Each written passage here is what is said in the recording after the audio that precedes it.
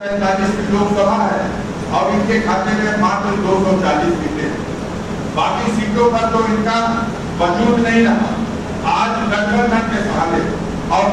हमारे इंडिया गठबंधन के लोगों के जो बेहतरीन परफॉर्मेंस उत्तर प्रदेश में हुए, अगर इसी तरह का परफॉर्मेंस हम बिहार में करने में सफल हो गए होते और अगर मध्य प्रदेश में कुछ इस तरह का प्रदर्शन हो गया होगा तो भारतीय जनता पार्टी 200 से नीचे आ जाएगी। दो प्रांतों में, एक उड़ीसा और एक आंध्र प्रदेश, अब नई बैसाखी में छुट्टी लगाने के बाद भी सरकार नहीं बनती। उड़ीसा में 30 लोकसभा सीटों में भारतीय जनता पार्टी 20 लोकसभा की सीटें जीतने में सफल हो गई, क्योंकि नवीन पटनायक जो वहां के एक छत्र राज करने वाले नेता थे, 4 बार से मुख्यमंत्री थे, उनकी इस दौरान में तबियत खराब हुई और वो बहुत हद तक इस स्थिति में हो गया कि शायद जिंदा भी बचेंगे कि मर जाएंगे, और इसका लाभ भारतीय जनता पार्टी को मिल गया और वहां 21 में 20 सीटें भाजपा जीतने में सफल हो गई। उसी तरह आंध्र प्रदेश की राजनीति में पिछले चुनाव में भारतीय जनता पार्टी एक भी एमपी नहीं जीती थी। 25 एमपीओ की सीट में वहां जहां जगन मोहन रेड्डी का एक छत्र राज था, वो जगन मोहन रेड्डी जिन्होंने इस चुनाव के पहले वहां के प्रतिपक्ष के नेता पूर्व मुख्यमंत्री उनको जबरदस्ती झूठे मामलों में फंसा के जेल में बंद करने का काम किया चंद्रबाबू नायडू को, उसका एक रिएक्शन हुआ जनता में और उस रिएक्शन का ये परिणाम है कि जगन मोहन रेड्डी की सरकार को जनता ने उठा के फेंका। और कल आपने देखा कि वहां जिन मामलों में बिल पास कराने की स्थिति भाजपा की नहीं होती थी, वो इन्हीं दोनों महारथियों के बहाने वो अपना बिल पास करा लेती थी। और वही स्थिति थी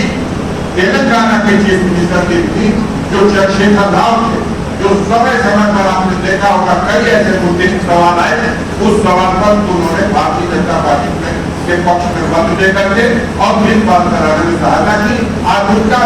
उनकी भी सरकार को जनता ने उठा के पूरे देश की जनता में एक नैरेटिव जो बनाया गया था कि मोदी बहुत चमत्कारी पुरुष है, मोदी का चमत्कार खत्म होता है। नरेंद्र मोदी बनारस में हारते हारते हारते बगैर पसीना छूटने लगा और उनके एलिजिबिलिटी की सारी सीटें वो हार गए। जो बगल की सीट थी उनकी, जो इस बात का सबूत है, हमारे मीडिया के लोग प्रचारित करते थे कि मोदी पूर्वांचल में लड़का है तो उसकी लहर पूरे पूर्वांचल को अपने आगोश में लेकर के बिहार और बंगाल तक चली जाती है।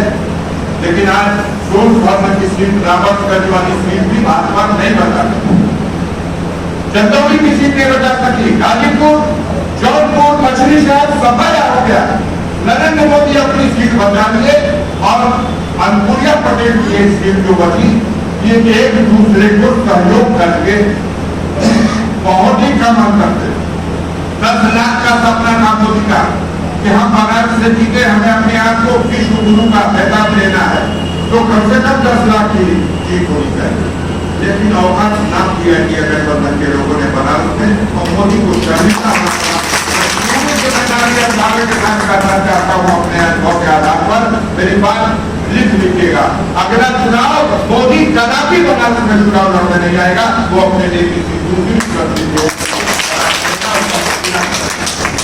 देश की जनता ने, बनारस की जनता ने, गाजीपुर की जनता ने, पूर्वांचल की जनता ने और उत्तर प्रदेश की जनता ने इंडिया गठबंधन को अभूतपूर्व समर्थन दिया। पूरे देश की जनता को, गरीबों को, उन इंडिया गठबंधन का समर्थन करने वालों को मैं जरूर करता हूँ। इस लड़ाई में अपनी भूमिका निभाने वाले एक कार्यकर्ताओं और समाजवादी पार्टी के नेताओं से खास तौर पर जानना चाहते हैं। हमें प्रत्याशी की हैसियत से मैदान देते आप पार्टी के नेतृत्व की तरफ से एक संगठन की हैसियत से हमारे इस लड़ाई की तमाम सवाल है, लेकिन बिल्कुल हमेशा हर स्तर पर हमें इस बात का एहसास होता रहा कि इस लड़ाई में इंडिया गठबंधन के हर दल, हर घटक दल के लोगों ने पूरी तरह इस लड़ाई को अपनी लड़ाई बनाकर नेताओं में समझौता होता है। जनता के खेल नहीं बनते। लेकिन नजारा देखना है तो गाजीपुर में आके देखो, उत्तर प्रदेश में देखो, बेमिसाल कोई मानने को तैयार नहीं था। ये झूठी मीडिया ने अकेले झूठ का प्रचार करके कम से कम 50 सीटें भारतीय जनता पार्टी को निकाल, 50 सीटें जनता नर्वस होकर के जिस तरह से लगातार 6 महीने में इन्होंने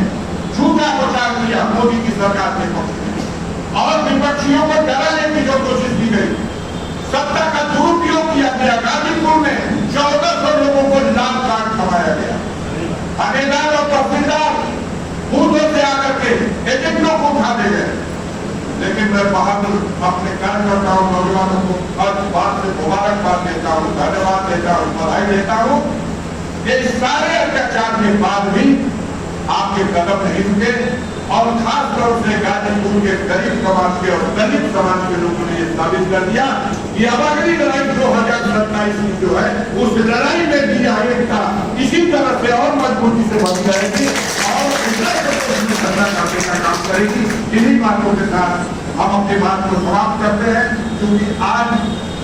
आज का दिन कोई भाषण का दिन नहीं है,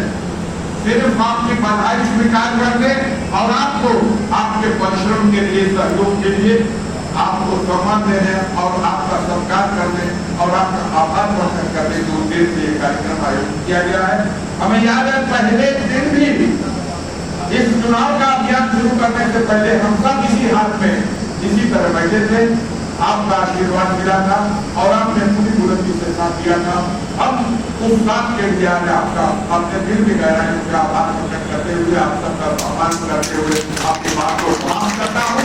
और एक निवेदन पूर्वक आग्रह भी करता हूँ कि चुनाव प्रचार के दौरान अगर कहीं भीड़ भाड़ में मुझसे कुछ अनदेखी हो गई हो, कहीं उलझनों में किसी के साथ कहीं किसी को बैठाने उठाने या उसको सम्मान देने में कोई चूक हो गई हो तो मैं उसके लिए माफी मांगता हूँ। मैं ये आपको भरोसा दिलाता हूँ कि आगे पथ पर मैं जैसे भी आपका जो भी सुझाव जिस स्तर पर भी मुझे प्राप्त होगा, मैं पूरे सम्मान के साथ आप सबसे सुझाव लेकर के और गाजीपुर के जनता के कल्याण के लिए जो कुछ सीमित संसाधन है पूरी पारदर्शिता के साथ आप सबके सहयोग से गाजीपुर का विकास करने की दिशा में प्रयास करता रहूंगा। बहुत बहुत धन्यवाद।